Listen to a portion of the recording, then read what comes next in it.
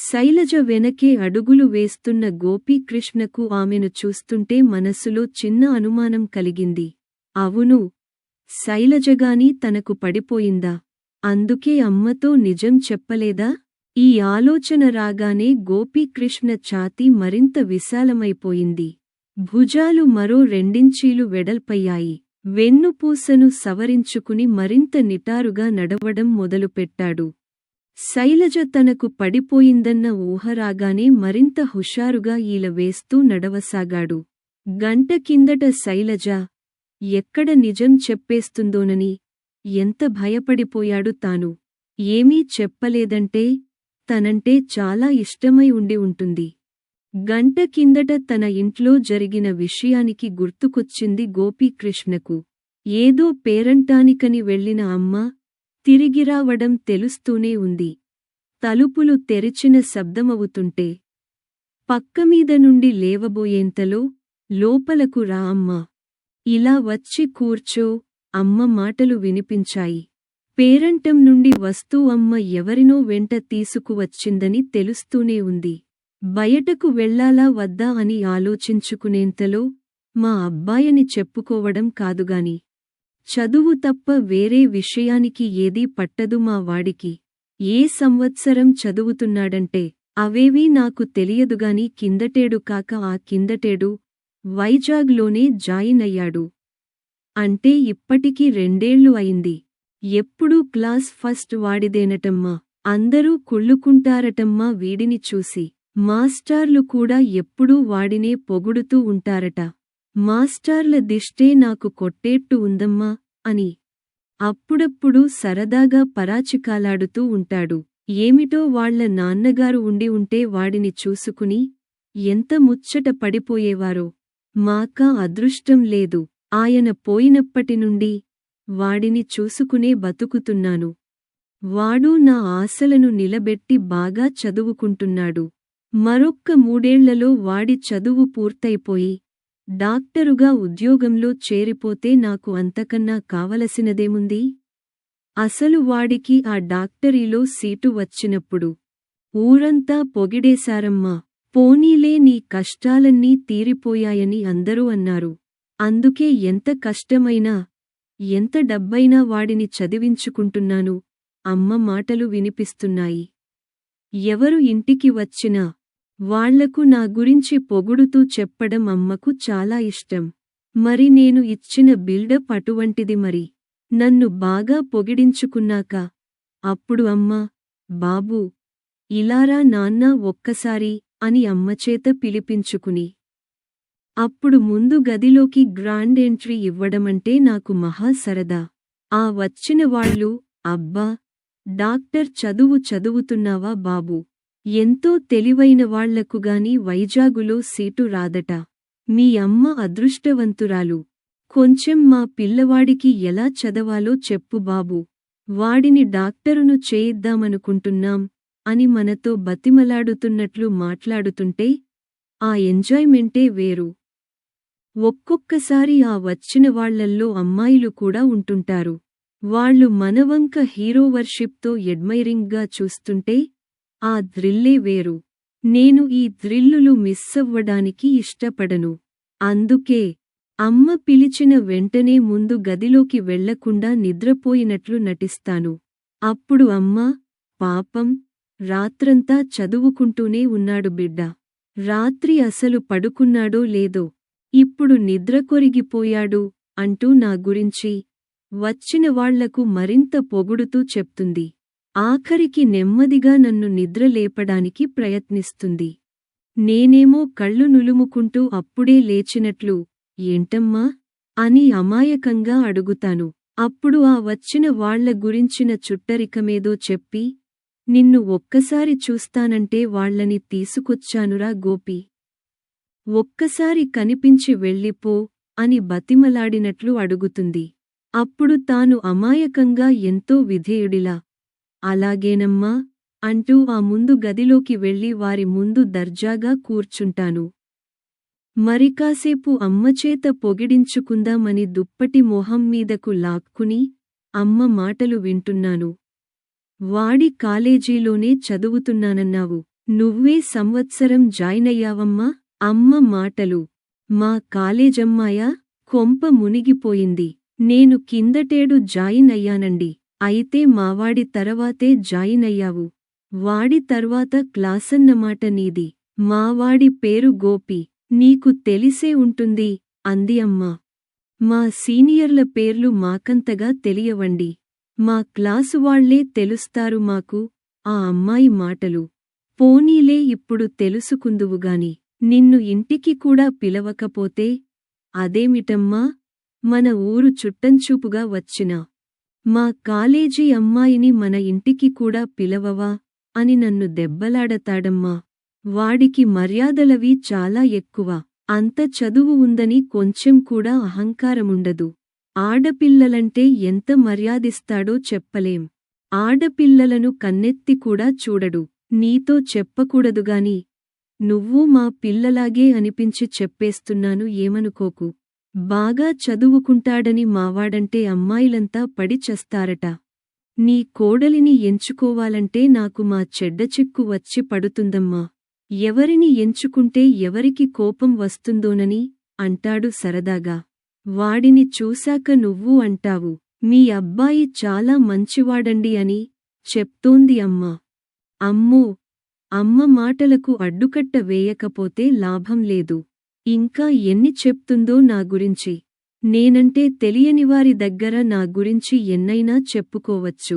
మా కాలేజీ అమ్మాయంటే కిందటి సంవత్సరమే జాయిన్ అయిందంటే అమ్మో, మన పరువు బజారున పడిపోతుంది. అలాగని ముందు గదిలోకి వెళ్ళి ఆ అమ్మాయెవరో ఆమెకు ముఖం చూపించలేడు. ఇక్కడ నుండి పారిపోదామనుకుంటే ముందు గదిలోకి తప్పించి వేరే దారిలేదు. భగవంతుడా, ఏది దారి అని అనుకుంటుండగానే, నాన్నా గోపీ, లేచే ఉన్నావా? ఒకసారి ఇలా ముందు గదిలోకి రా. మీ కాలేజీ అమ్మాయి వచ్చింది. బయటకు వచ్చి పలకరించు అంటూ అమ్మ చక్కా వచ్చింది. ఇక వేరే దారిలేదు. గుండెలు పీచుపీచుమంటుంటే ముందు గదిలోకి వచ్చాడు తాను. ఎదురుగా తన క్లాస్మేట్ శైలజ. ముఖం ఎక్కడ పెట్టుకోవాలో అర్థం కాలేదు. శైలజ వెనకే అడుగుట్టిల్లు గురించి మేనమామ దగ్గర గొప్పలు చెప్పుకునేది అన్నట్లయింది నా పరిస్థితి. బిక్కచచ్చిపోయి హలో అని వినిపించి వినిపించనట్లుగా అని తలదించుకున్నాడు తాను. అదంతా మర్యాదే నని అనుకుంటున్నది అమ్మ. శైలజ ఎక్కడ అమ్మకు నిజం చెప్పేస్తుందోనని తనకు ఒళ్లంతా చెమటలు పడుతున్నాయి. తన గుండె శబ్దం తనకే వినిపిస్తోంది. అరిచేతులు అరికాళ్ళు చల్లబడిపోయాయి. అక్కడ అమ్మ ఉందిగాని లేకపోతే శైలజ కాళ్ళు పట్టుకునేవాడేమో తను నిజం చెప్పొద్దు అని. అమ్మ ఇదేదీ గ్రహించే స్థితిలో లేదు. తన ధోరణిలో తాను ఉంది. అమ్మా, మా అబ్బాయి తెలుసు కదా, కాలేజీలో చూసే ఉంటావు. బాగా చదువుకుంటాడు కదా, చాలా మంచివాడు కదా, అందరూ మెచ్చుకుంటారు కదా అమాయకంగా అడుగుతోంది అమ్మ. అవునండి, మీరన్నది నిజమే తన వంక ఒక్క చూపు చూసి అంది శైలజ. ఆమె అలా అంటుందని ఎక్స్పెక్ట్ చెయ్యలేదు తాను. ఆమె మాటతో వెయ్యేనుగుల బలం వచ్చినట్లయింది తనకు. జరిగిందంతా గుర్తుకు వచ్చింది గోపీకృష్ణకు. తన పక్కనే నడుస్తున్న శైలజ వైపు చూశాడు. ఆమె తల తిప్పకుండా ముందుకే చూస్తూ నడుస్తోంది. తన గురించి నిజం చెప్పలేదంటే ఆమె తనకు నిజంగా పడిపోయే ఉంటుంది. చదవడన్నమాటేగాని తనకేం తక్కువ, తెల్లగా పొడవుగా ఉంటాడు. ఇంకేం కావాలి అమ్మాయిలు ప్రేమించడానికి? ఈ ఆలోచన రాగానే ధైర్యంగా శైలజవైపు తిరిగి, చాలా థాంక్స్ అండి, నా పరువు నిలబెట్టారు అన్నాడు హుషారుగా.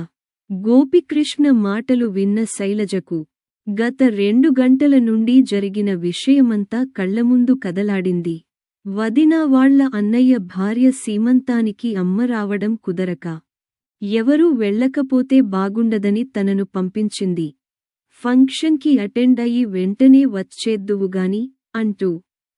అక్కడ తను మెడిసిన్ చదువుతున్నానని తెలిసి ఇదిగో గోపీకృష్ణ వాళ్ల అమ్మగారు బలవంతాన ఇంటికి తీసుకువచ్చారు.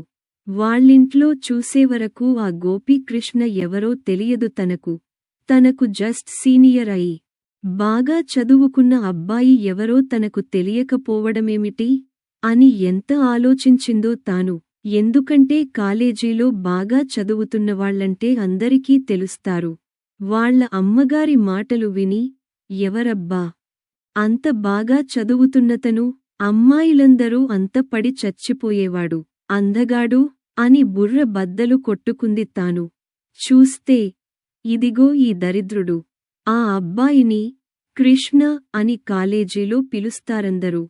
గొప్పల కోసం క్రిష్ అని పిలవమంటాడట అందరినీ.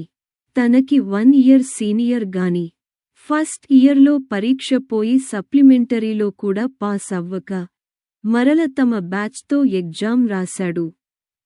జూనియర్స్తో కలిసిపోయానన్న సిగ్గులేదు. 1 సంవత్సరం పోయిందన్న బాధలేదు. ఇప్పటికైనా బుద్ధి తెచ్చుకుని బాగా చదువుకోవాలన్న ఇంగిత జ్ఞానం కూడా లేదు. ఇలాగే ఉంటే 5 ఏళ్లు కాదు, మరో 10 ఏళ్లయినా వీడు మెడికల్ కాలేజీని వదులుతాడా? డౌటే. చదవడం సంగతి పక్కన పెట్టు, అసలు క్లాసులకే సరిగ్గా రాడు. వస్తే అమ్మాయిల మీద వెధవ కామెంట్స్. వీడు పెద్ద అందగాడు, మరి వీడికి పడిపోతారు. వెధవ ఎర్రకోతిలాగా ఆ రంగు. వాడు పాపం వాళ్ళమ్మను చూస్తే జాలేసింది. ఎంత తాపత్రయపడుతుందో కొడుకు కోసం. ఈ కొడుకు ఇలాంటి వెధవని తెలిస్తే గుండె ఆగిపోతుందేమో ఆవిడకు. చెప్పొద్దు. నోటివరకు వచ్చింది నిజం చెప్పేద్దామని. కాని ఆవిడని చూస్తే నిజం చెప్పబుద్ధి కాలేదు. ఆ పాపం తానెందుకు మూటకట్టుకోవడం? వాడి పాపం పండినప్పుడే ఆవిడకు నిజం తెలుస్తుంది. అందుకే తాను నిజం చెప్పలేదు. తనకు సమాధానం చెప్పకుండా ఆలోచనలలో మునిగిపోయిన శైలజను చూసి సిగ్గుతో తనకు సమాధానం చెప్పడంలేదని అనుకున్న గోపీకృష్ణ, థాంక్స్ అండి. నా పరువు కాపాడారు మా అమ్మ దగ్గర. శైలజకు దగ్గరగా జరుగుతూ అన్నాడు మరొక్కసారి. ఆ మాటలకు చివ్వున తలెత్తి చూసింది శైలజ. మీ పరువు కాపాడడానికి నేనబద్ధం చెప్పలేదు. మీమీద మీ అమ్మగారికున్న నమ్మకం వమ్ము చేయడం ఇష్టంలేక నిజం చెప్పలేదు. మీ అమ్మగారు మీమీద పెట్టుకున్న నమ్మకాన్ని ఒక అబద్ధం చెప్పి నేను నిలబెట్టాను. ఒక కొడుకుగా ఆమె నమ్మకాన్ని నిలబెట్టడానికి మీరేం చేస్తారో ఆలోచించుకోండి. ఇంకొక్క విషయానికి, ఈరోజు సాకుగా చూపి నాతో మాట్లాడటానికి ఎప్పుడూ ప్రయత్నించకండి. అబద్ధాలు చెప్పేవాళ్లంటే నాకు పరమ అసహ్యం. ఈ మాటలని వడివడిగా ముందుకు వెళ్ళిపోయింది శైలజ. ఆమె మాటలకు నిశ్చేష్టుడైపోయాడు గోపీకృష్ణ. ఊహించని పరిణామమది. ఇంటికి వచ్చాడేగాని గోపీకృష్ణ మనసు అల్లకల్లోలంగా ఉంది. మీ పరువు కాపాడడానికి నేనబద్ధం చెప్పలేదు. మీమీద మీ అమ్మగారికున్న నమ్మకం వమ్ము చేయడం ఇష్టంలేక నిజం చెప్పలేదు. ఒక అబద్ధం చెప్పి మీ అమ్మగారికి మీమీదున్న నమ్మకాన్ని నిలబెట్టాను. నన్ను చూసినప్పుడల్లా ఈ విషయానికి గుర్తుపెట్టుకోండి అన్న శైలజ మాటలే మాటిమాటికి వినిపిస్తున్నాయి. భోంచేస్తున్నా, పడుకుంటున్నా, ఏమి చేస్తున్నా అవే మాటలు చెవుల్లో గింగురుమంటున్నాయి. మీ గురించి కాదు, మీ అమ్మగారి గురించి. తనకు సంబంధం లేని వ్యక్తిని తొలిసారి, అదే చివరిసారి కూడా కావచ్చు, కలిసిన వ్యక్తి గురించే శైలజ ఇంత ఆలోచించినప్పుడు, అమ్మ రక్తమాంసాలతో తయారైన తాను ఏ రోజు అమ్మ గురించి ఆలోచించలేదెందుకని? ఈరోజు అమ్మకు తను ఏమిటోనన్న నిజం తెలిసిపోతుందేమోనని ఎంత భయపడ్డాడు? ఈరోజులాంటి పరిస్థితి ఎప్పుడైనా రావచ్చు కదా. అందరూ శైలజలాంటి వాళ్లే ఉండాలని ఏముంది? తనలాంటి వాళ్లు కూడా ఉంటారు కదా. నిజం ఎప్పటికీ దాగి ఉంటుందని ఎలా అనుకున్నాడు తాను? ఏ రోజైనా అమ్మకు నిజం తెలిస్తే ఆ రోజు పరిస్థితి ఏమిటి? ఈ ఆలోచన తనకెందుకు ఎప్పుడూ రాలేదు? ఆలోచనలతో బుర్ర గిర్రున తిరిగిపోతోంది గోపీకృష్ణకు.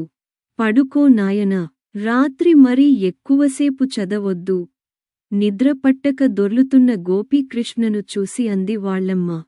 ఎప్పుడూ అయితే అటువంటి మాటలు విని ముసిముసి నవ్వులు నవ్వుకునేవాడు, అమ్మని ఎలా బోల్తా కొట్టిస్తున్నానో అనుకుంటూ.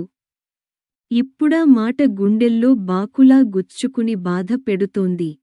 అమ్మ నమ్మకాన్ని తూట్లు పొడుస్తున్నావంటూ. చిన్ననాటి తన ఫ్రెండు రాజా మాటలు పదే పదే గుర్తుకొస్తున్నాయి. చిన్నప్పటినుండి నిన్ను మీ అమ్మ ఎంత కష్టపడి పెంచిందో నాకు తెలుసు. నీ అంతట నీకు మెడిసిన్ ఎంట్రన్స్లో సీటు రాదని తెలుసు. అందుకే తప్పు అయినా ఎంట్రన్స్ ఎగ్జామ్లో నీకు హెల్ప్ చేశాను. సీటు వచ్చాక కష్టపడి చదివితే మీ కష్టాలు గట్టెక్కుతాయని అనుకున్నాను.